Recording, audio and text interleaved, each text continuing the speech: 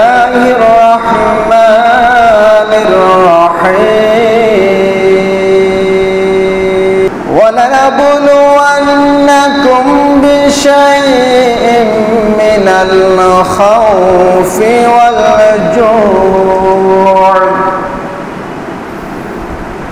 والجوع ونقص من الأموال والأنفس والثمرات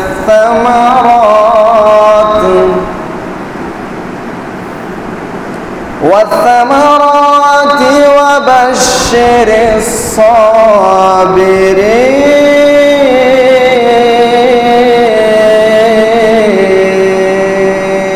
হাজার হাজার নয়, আজকে সকালবেলা পত্রিকা দেখলাম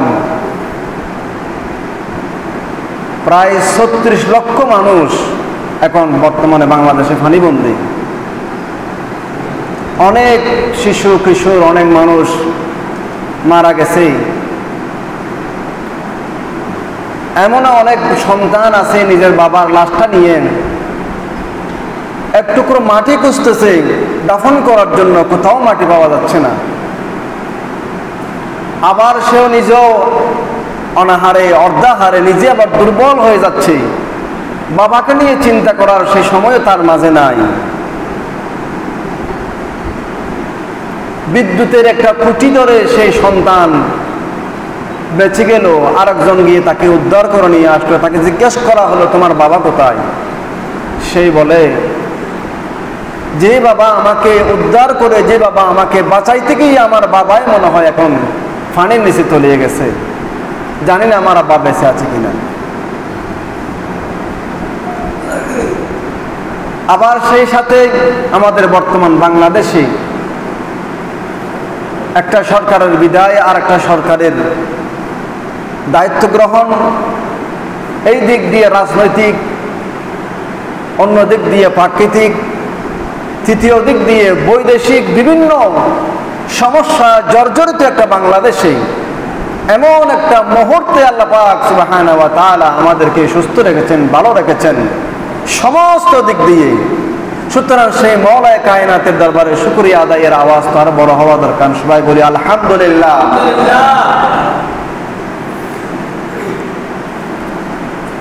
এই বর্তমান পরিস্থিতির প্রেক্ষাপটে কোরআন ও হাদিসের আলোকে এই বন্যা কবলিত বাংলাদেশে কার কি করণীয়, সেই সম্পর্কে কোরআন ও হাদিসের আলোকে, ইতিহাসের আলোকে আমাদের আজকের তাকরীর এবং বয়ান। আল্লাহ আমাদের সবাইকে, আমি গুনাহগারকে বলার, আপনাদেরকে শোনার তৌফিক নসিব করুক। সবাই বলি আমিন। বিভিন্ন সময় মানুষের উপর বিভিন্ন মুসিবত, আসমানি, জমিনি, হাওয়াই, মানবীয়, জিন্নাতীয়, রাজনৈতিক, পারিবারিক বিভিন্ন অবস্থায় বিভিন্ন সমস্যা, বিভিন্ন বালা মুসিবত মানুষের মধ্যে আসবেই। সেই বিষয়ে মহান রব্বুল আলামিন পবিত্র কোরআনুল কারীমের 2 নম্বর পারার সূরা বাকারার মধ্যে আল্লাহ পাক সুবহানাহু ওয়া তাআলা 155 নম্বর আয়াতের মধ্যে বলেছেন, কি বলেছেন? وَلَنَبْلُوَنَّكُمْ بِشَيْءٍ مِّنَ الْخَوْفِ وَالْجُوعِ وَنَقْصٍ مِّنَ الْأَمْوَالِ وَالْأَنفُسِ وَالثَّمَرَاتِ। আমার আল্লাহ বলেন, বান্দা শোনো, আমি আল্লাহ তোমাদেরকে অনেক নিয়ামত দিয়েছি, অনেক নিয়ামত দিয়ে যাব। আবার সেই বিষয়ে আমি তোমাদেরকে বিভিন্ন সময় পরীক্ষায় উত্তীর্ণ করব। আবার তোমাদের কাছ থেকে পরীক্ষা নেব। আল্লাহ কিভাবে পরীক্ষা নেবা, কোন কোন বিষয়ে পরীক্ষা নেবা? আমার আল্লাহ বলেন, ওয়ালানাবলুওয়ান্নাকুম, আমি পরীক্ষা নেব তোমাদের কাছ থেকে বিষয়ইন, এমন কিছু বিষয় সম্পর্কে, এমন কিছু বিষয়কে উপলক্ষ করে। কি সেই বিষয়? মিনাল খাউফ, ভয় দিয়ে আমি তোমাদেরকে পরীক্ষা করব। আজ আমাদের বাংলাদেশে মানুষ ভয়ে ভয়ে দিনাতিপাত করতেছে। গত জুলাই এবং এই আগস্ট মাসে আমাদের দেশে কি অবস্থা যে হয়েছে আমরা সবাই কম বেশি জানি। এমন একটা ভয়ের পরিস্থিতি আমাদের দেশে ছিল। আমার আল্লাহ পাক সুবহানাহু ওয়া তাআলা বলেন, বান্দা শোনো, আর বর্তমানে বন্যা কবলিত হয়ে আরো সেই অবস্থা আরো বেগতিক হয়ে দাঁড়াচ্ছে। সুতরাং আমার আল্লাহ বলেন, আমি তোমাদেরকে ভয় দিয়ে আমি তোমাদেরকে পরীক্ষা করব।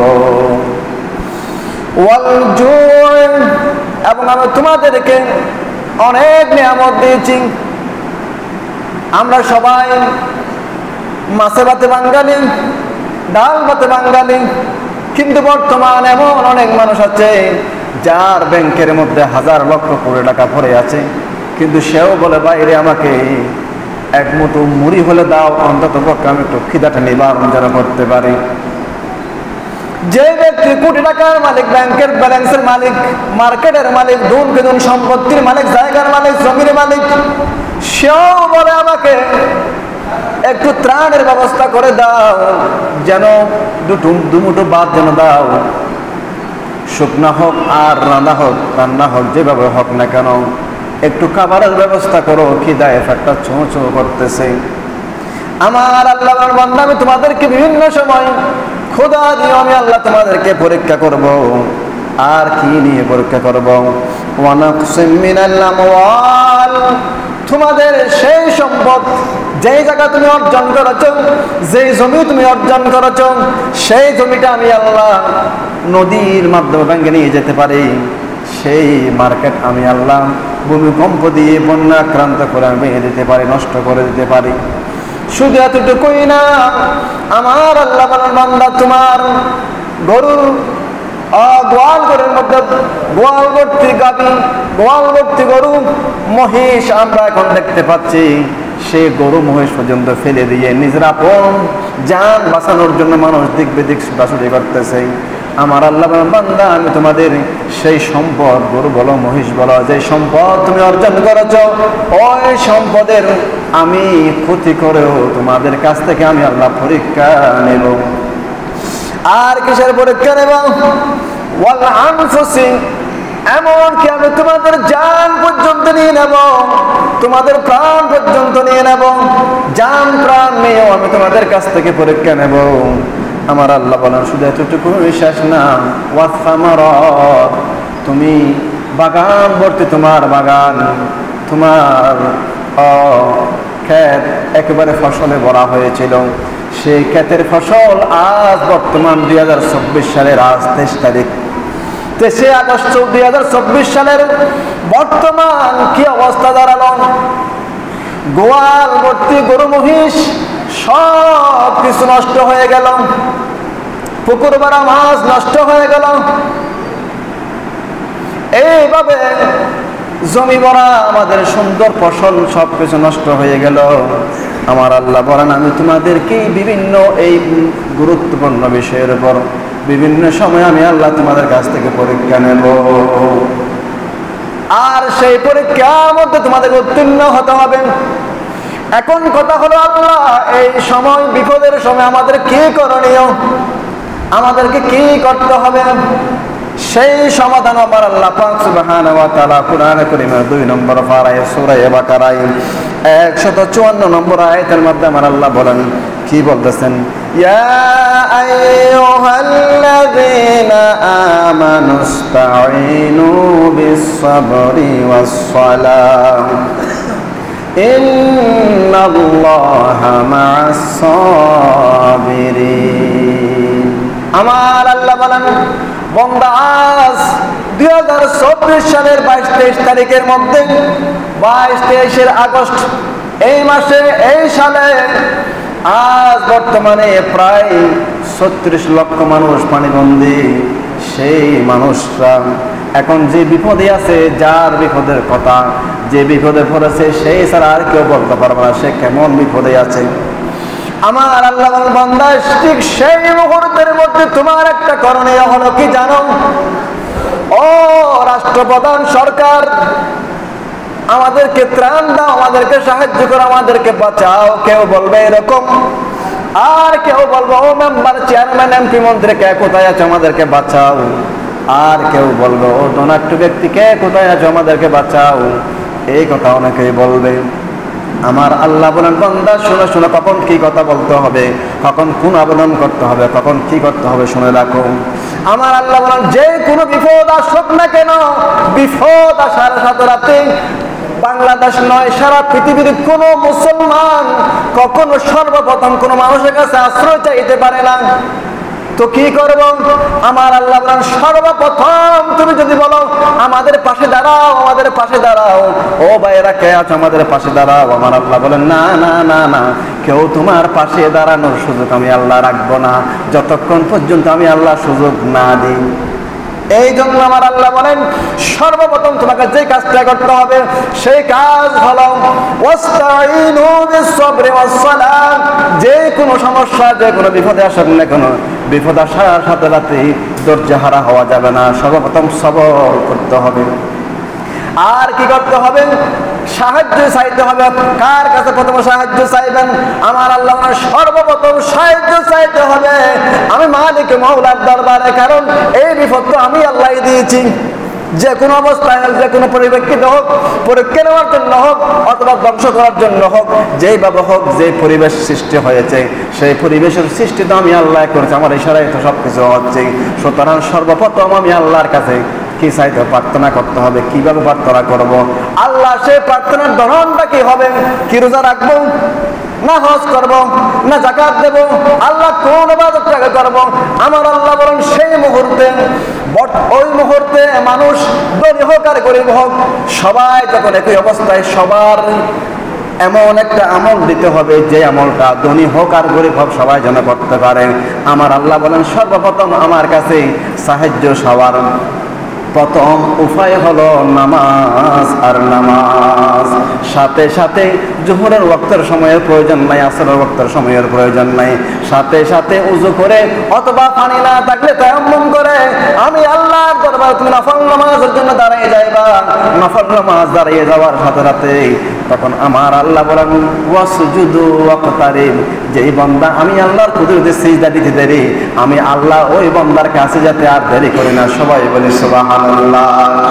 আর আমার আল্লাহ বলেন বান্দা শুনো, আমি আল্লাহ যদি তোমার পাশে দাঁড়াইতে পারি, আমাকে যদি তোমার পাশে নিয়ে যেতে পারো, তাহলে পৃথিবীতে আর কেউ পাশে না আসলে তোমার কোনো সমস্যা হবে না। এরপরও আমার আল্লাহ বলে শুনে রাখো, শুনে রাখো, যখন আমি আল্লাহর কাছে যখন তুমি নামাজ আদায়ের মাধ্যমে ধৈর্যের মাধ্যমে সাহায্য চাইতে দেরি হবে, নামাজ শেষ করতে আর দেরি হবে না। আমার আল্লাহর সাথে সাথে তোমার পাশেই ওই সাহায্য নিয়ে যারা প্রাণ নিয়ে হাঁটাহাঁটি করতেছে, মানুষ খাওয়াচ্ছে, মানুষ কাকে দেব সেই মানুষ তালাশ করতেছে, সেই মানুষদেরকে তোমার পাশে আল্লাহ এনে দিবে। সবাই বলি আলহামদুলিল্লাহ। বর্তমান বাংলাদেশের আর্মি ডিপার্টমেন্টের ভাইয়েরা তারাও হেলিকপ্টার নিয়েও উপরে আকাশ পথে ঘোরাঘুরি করতেছে, বলতেছে আমাদেরকে ইশারা দাও কোন জায়গায় তোমার সমস্যা। যেহেতু আমরা নৌকা দিয়েও যেতে পারতেছি না, বোট দিয়েও যেতে পারতেছি না, গাড়ি দিয়েও যেতে পারতেছি না, সুতরাং আকাশ পথ ব্যবহার করে আমরা হেলিকপ্টার ব্যবহার করতেছি। তোমাদের আপন আপন বাড়ির মধ্যে এক একটা তোমরা লাল পতাকা টাঙ্গিয়ে দাও, যেন দেখে আর সাথে সাথে আমরা বুঝতে পারি এই জায়গায় সমস্যা। অথবা যাদের মধ্যে মোবাইল আছে, যারা মোবাইলের অপশনটা সুন্দর বোঝো, তারা আমাদের কাছে এই নাম্বারগুলো দিয়ে আমাদেরকে মেসেজ করো এবং গুগলে গিয়ে চার্জ করে দেখাও আমরা এই ম্যাপের মধ্যে এই জায়গায় এখন এতজন মানুষ অবস্থানে আছি। সেইগুলি জানান দেওয়ার সাথে সাথে আমাদের দৃষ্টিগোচর হওয়ার সাথে সাথে আমরা দেরি না করে ওই হেলিকপ্টার নিয়ে উড়াল দিয়ে তোমার কাছে আমরা চলে যাব। সবাই বলে সুবহানাল্লাহ। তাহলে এইগুলো এতগুলো অপশন, এতগুলো সহযোগিতা সব কিছু আসবে, সব কিছু ব্যবস্থা করবে আমার আল্লাহ। এই জন্য সর্বপ্রথম সাহায্য চাইতে হবে আল্লাহর কাছে। সাহায্য চাওয়ার মাধ্যম হলো নামাজ। সেই নামাজের মাধ্যমে সাহায্য চাইতে দেরি বাংলাদেশের আর্মি ডিপার্টমেন্ট বলেন, উপদেষ্টা পরিষদ বলেন, আমাদের দেশের ভালো ভালো মানুষগুলো বলেন, যারা প্রাণ নিয়ে মানুষ কষ্ট ত্রাণ দেওয়ার জন্য আল্লাহ ফেরেশতা দিয়ে তাদেরকে দেখাই দিবে ওই জায়গায় চলে যাও, আগে ওই জায়গায় চলে যাও, আগে ওই জায়গায় চলে যাও, ওই বাড়িতে চলে যাও, ওই এলাকায় চলে যাও। সুতরাং আমার আল্লাহ বলেন বান্দা শোনো, সর্বপ্রথম আমি আল্লাহকে তুমি পাশে পাওয়ার জন্য আমার কাছে প্রার্থনা করতে দেরি, দুনিয়ার সমস্ত সাহায্য সহযোগিতা করনেওয়ালা মানুষগুলোকে আমি আল্লাহ তোমার পাশে ঘুরাইয়ে দিয়ে দেবো। সবাই বলি আলহামদুলিল্লাহ। সুতরাং এই বিষয়গুলো আমাদেরকে অবশ্যই বিষয়গুলো জানতে হবে, বুঝতে হবে। এরপরে আমার আল্লাহ বলেন, আরো কত সুন্দর করে বলেন, দেখেন সূরা কুরাইশের মধ্যে, ফালইয়াবুদু রাব্ব হাযাল বাইত আল্লাযী আত'আমাহুম মিন জু'আন ওয়া আমানাহুম মিন খাউফ। আমার আল্লাহ বলেন, এই ঘরের ইবাদত, এই ঘরের মালিকের ইবাদত যারা করবেন, এই ঘরের মালিকের ইবাদত যারা করবে, তারা কখনো ক্ষুধায় আক্রান্ত হতে পারে না, তাদের মধ্যে কোনো ভয় থাকতে পারে না। সমস্ত ভয় আর ক্ষুধা, সমস্ত বিপদ আপদ দূর করে দেওয়ার জন্য আমি আল্লাহ তোমাদের জন্য যথেষ্ট। সবাই বলে সুবহানাল্লাহ। অতএব আমরা সেই এই মসজিদের মালিকের, এই আল্লাহর খানা কাবার ঘরের মালিক যিনি, সেই লা ইলাহা ইল্লাল্লাহর ইবাদত আমাদেরকে বেশি বেশি করতে হবে।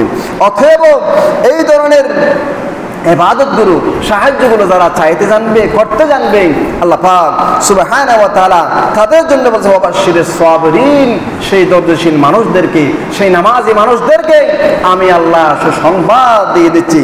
কিসের সুসংবাদ? তারা যা চাইবে, যা প্রয়োজন হবে, সমস্ত কিছু আমি আল্লাহ তাদের হাতের কাছে, তাদের নাগালের কাছেই করে দেব। অতএব এইভাবে আমাদেরকে আল্লাহর কাছে ফরিয়াদ করতে হবে, আমাদেরকে আল্লাহর কাছে রওনাজারি করতে হবে।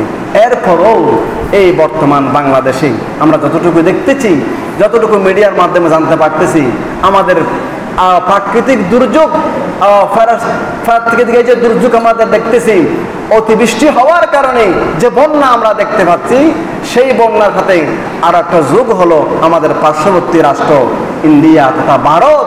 সেই ভারতও নাকি আমাদের বাংলাদেশ সরকারকে, অন্তর্বর্তীকালীন সরকারকে না জানিয়ে তারা বাঁধগুলো তাদের ইচ্ছে মাফিক তারা ছেড়ে দিল।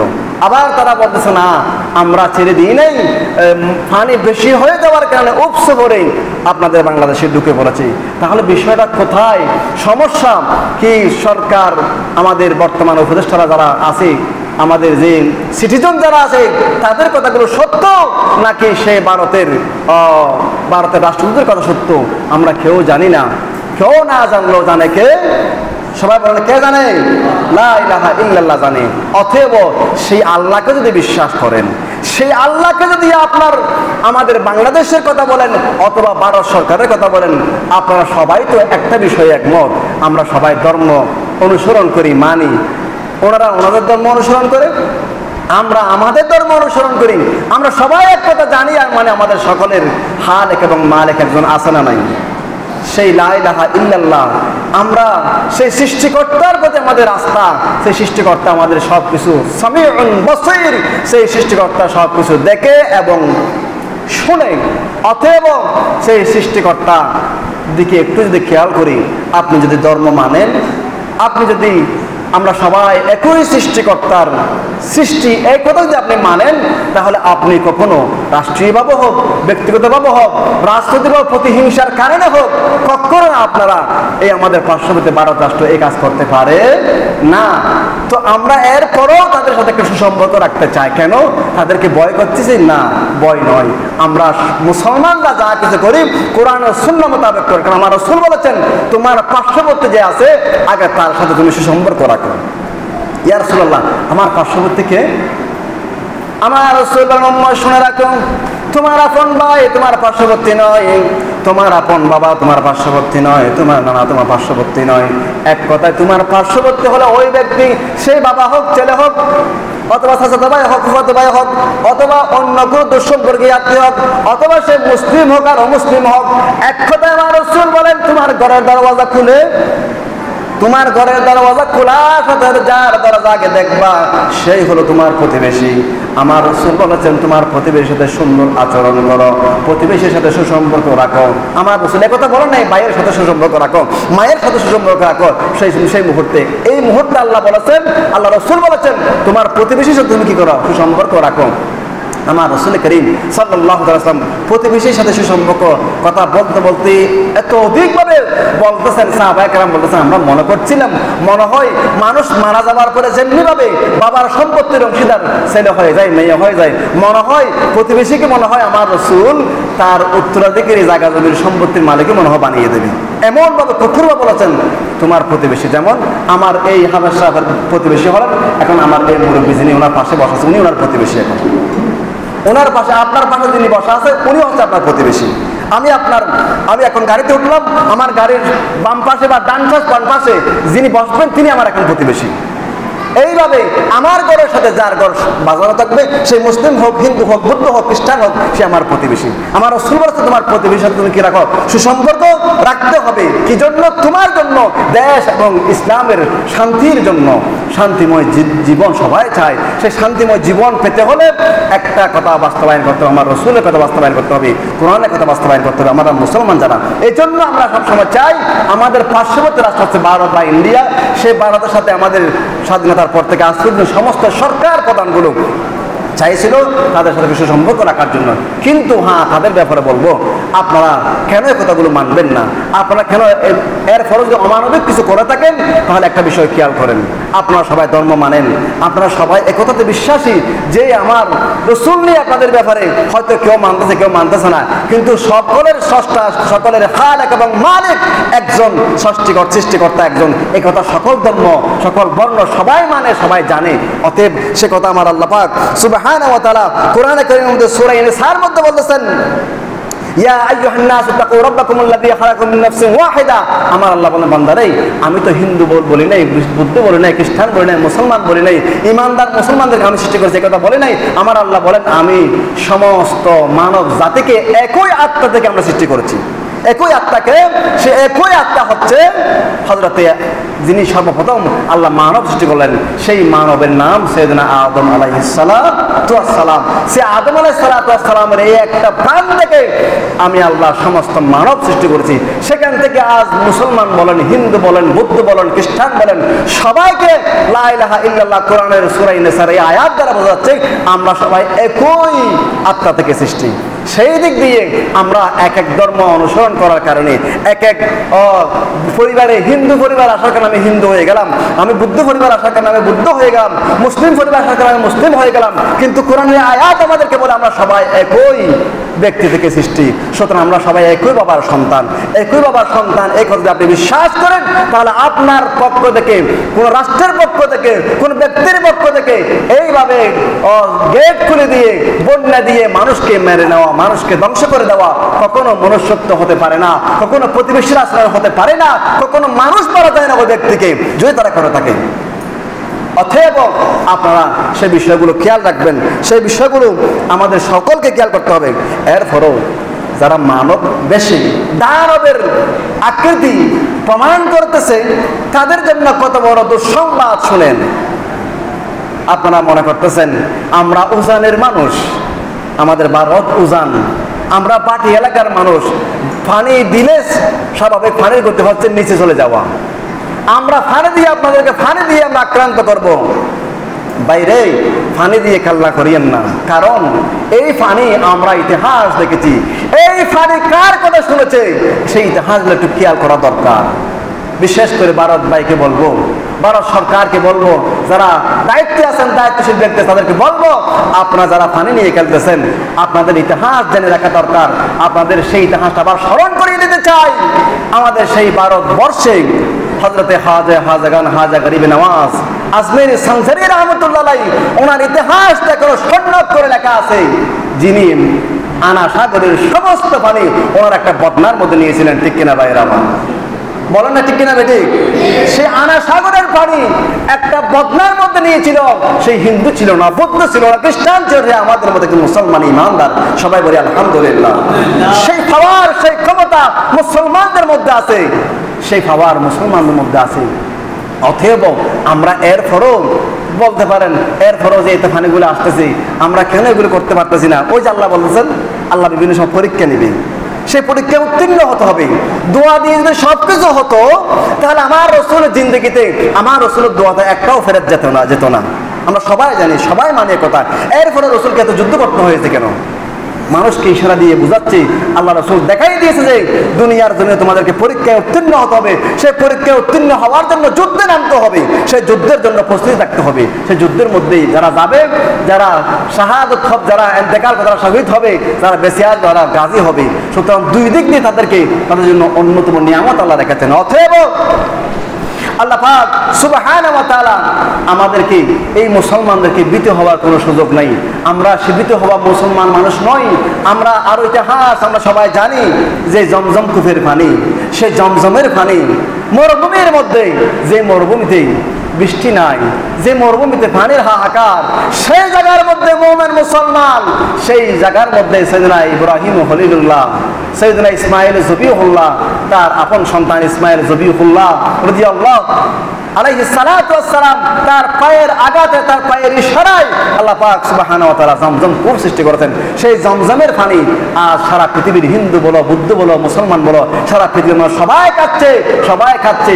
অতএব সেই পানি তো সৃষ্টির পিছনে মুসলমানদের অবদান, মুসলমানদের আবেদন, মুসলমানদের প্রার্থনা, মুসলমানদের সেই বিষয়গুলো আমাদের যারা এই পানি নিয়ে খেলা করতেছে সেই বিষয়গুলো খেয়াল রাখা দরকার। আর একটা বিষয় খেয়াল করে দিতে চাই, যারা উজানের মানুষ বলতেছ, উজান স্বাভাবিক উজানের পানির নিচে আসবে, কিন্তু এমন ইতিহাস আছে নিচের পানি উজানে যায়, এমন ইতিহাস ইসলামের মধ্যে আছে। কোথায় আছে? সাইয়েদনা মুসা আলাইহিস সালাতু ওয়াস সালাম তিনি যখন ফানি করে সময়ের সীমাবদ্ধতার কারণে আমি খুব তাড়াহুড়া করে বলতেছি, সাইয়েদনা মুসা আলাইহিস সালাতু ওয়াস সালাম আল্লাহর কাছে এলাকায় অনেক জায়গায় পানি খোঁজাখুঁজি করতেছে, কোথাও পানি পাওয়া যাচ্ছে না। কিন্তু সাইয়েদনা মুসা আলাইহিস সালাতু ওয়াস সালাম আল্লাহ পাক সুবহানাহু ওয়া তাআলার ইশারায় তার পায়ের আঘাতে, লাঠির আঘাতে পানি সৃষ্টি করলেন। পানি তখন তিনি পানি খেলেন, পানি ব্যবহার করলেন। ব্যবহার করার পরে তিনি বলতেছেন, এই পানি তুমি যদি আল্লাহর পক্ষ থেকে এসে থাকো আমাদের খেদমতের জন্য, আমি গেলে হবে না, এখান থেকে আরো 200 ফুট উপরে, এখান থেকে আমার এই জায়গা থেকে আরো 200 ফুট উপরে আমার ছেলে আছে, আমার বউ আছে, তাদের কাছেও তুমি পানি চলে যাও। সেই পানি নিচ থেকে আবার উপরে চলে গেল, উজানে চলে গেল, বাটির এলাকার পানি উজান এলাকায় চলে গেল। সেই মুসা আলাইহিস সালামের ইতিহাস স্বর্ণ করে লেখা আছে। অতএব আমাদের সবাইকে সেই কথাই আমরা জানাতে দিতে চাচ্ছি, আমরা সেই তাদেরই উত্তরসূরি, আমরা তাদেরই অনুসরণকারী, আমরা তাদেরই ছেলে সন্তান, আমরা তাদেরই সন্তান, তাদেরই আওলাদ। অতএব আমরা এখানে এই ধরনের বিপদে কিন্তু আমরা ভয় পাবো। আমরা অবশ্যই এই মুহূর্তেও আমাদের মধ্যে সেই গুণ, সেই মাহারিয়ত, সেই যোগ্যতা আমাদের মাঝে আমরা নাই বলে আমরা হারিয়ে ফেলেছি বলে আজ আমাদের জবান ঠিক নেই, আমাদের চোখ ঠিক নেই। আমরা সুখ দিয়ে গুনাহ করতে, সুখের গুনাহ করতে সুখ নষ্ট করে ফেলেছি, হাত দিয়ে হাতের গুনাহ করতে হাত নষ্ট করে ফেলেছি, জবানের গুনাহ করতে জবান নষ্ট করে ফেলেছি, পা দিয়ে অপরাধ করতে ফাকে নষ্ট করে ফেলেছি। এই জন্য আজ আল্লাহ হয়তো আমাদের আবেদনগুলো শুনতেছে না। অতএব এরপরেও বলবো, নৈরাশ হওয়ার কোনো সুযোগ নেই। লা তাকনাতু মিন রাহমাতিল্লাহ, আমার আল্লাহর বান্দারে আমার রহমত থেকে নৈরাশ হইও না। যা করেছে এই সময়ে, এই বিপদের সময়ে সর্বপ্রথম তওবা করবা, তওবা করার পরে আমি আল্লাহর দরবারে ফরিয়াদ করবা। আর আমি আল্লাহর দরবারে ফরিয়াদ করার সাথে সাথে আমি আল্লাহ পাক সুবহানাহু ওয়া তাআলা তোমাদেরকে নিয়ামত দিয়ে ভরপুর করে দেব।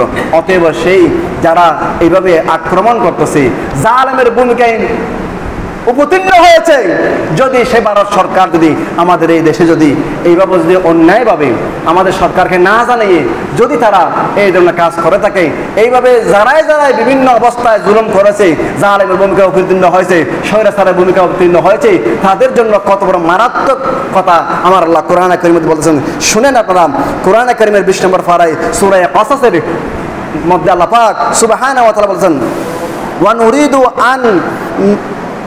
আন্নামুন্না আলাল্লাযিনা, আমার আল্লাহ পাক সুবহানাহু ওয়া তাআলা বলেন, ওয়া নুরিদু, আমি আল্লাহ চাই, আন্নামুন্না আলাল্লাযিনা তুদঈফু ফিল আরদি, আমি আল্লাহ চাই যারা জালেম হয়ে গেল, জালেমের ভূমিকা যারা অবতীর্ণ হয়ে গেল, তাদের জন্য দুঃসংবাদ। কি দুঃসংবাদ?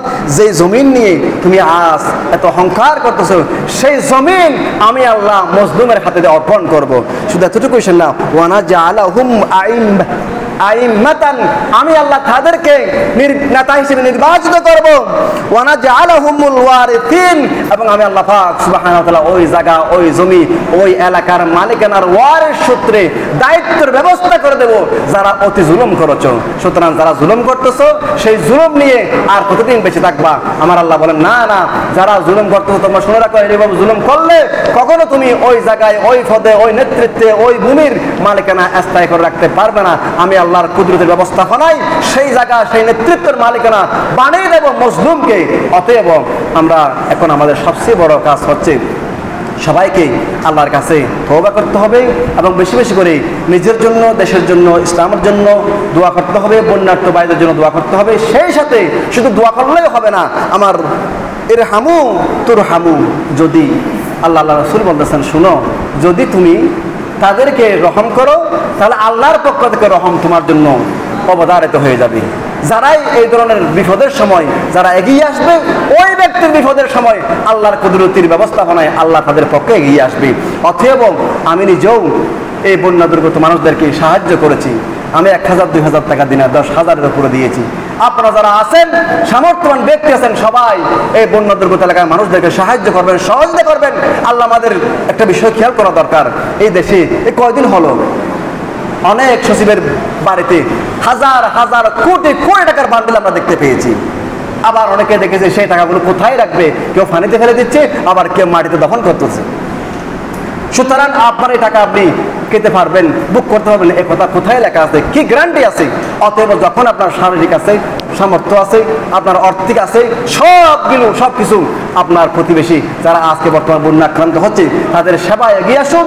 আল্লাহ পাক সুবহানাহু ওয়া তাআলা আমাদের সবাইকে, আমি গুনাহগার, কোরআন ও হাদিস আলোকে যা বয়ান করেছি সেই মোতাবেক আমাদের দেশ এবং প্রতিবেশী রাষ্ট্রসহ সবাইকে আমল করার, বোঝার তৌফিক নসিব করুক এবং আমাদের পার্শ্ববর্তী রাষ্ট্রের সাথে আমাদের বাংলাদেশের সাথে একটা সুসম্পর্ক থাকুক, এটা আমরা সবাই চাই। এবং সেই সাথে আর একটা কথা বলে রাখি, ভারতের কারণে আমাদের বাংলাদেশের যে সমস্ত হিন্দু ভাইয়েরা আছেন তাদের সাথে আমরা কখনো খারাপ আচরণ করবেন না, কারণ এই দেশের মানুষগুলো তো এই কাজ করে নাই। অতএব সবাই একসাথে থাকবেন। আমরা ওই যে বার্মার সাথে যখন সমস্যা হয়েছিল তখনও আমি এই মেম্বার থেকে বলেছিলাম, আমাদের বাংলাদেশের বুদ্ধ যারা আছে তারা তো এই অপরাধ করে নাই, তাদেরকে কোনো আক্রমণ করা যাবে না। অতএব সেই বাংলাদেশ শান্তির বাংলাদেশ, সম্প্রীতির বাংলাদেশ, আমরা হিন্দু মুসলমান ভাই সবাই একসাথে থাকবো, একসাথে মরবো, একসাথে লড়বো এবং একসাথে আল্লাহর কাছে হকের পক্ষে, ন্যায়ের পক্ষে ফরিয়াদ করবো। আল্লাহ আমাদের সবাইকে সেই তৌফিক নসিব করুক। আমিন। ওয়া আখিরু দাওয়ানা আলহামদুলিল্লাহি রাব্বিল আলামিন। আসসালামু আলাইকুম ওয়া রাহমাতুল্লাহি ওয়া বারাকাতুহু।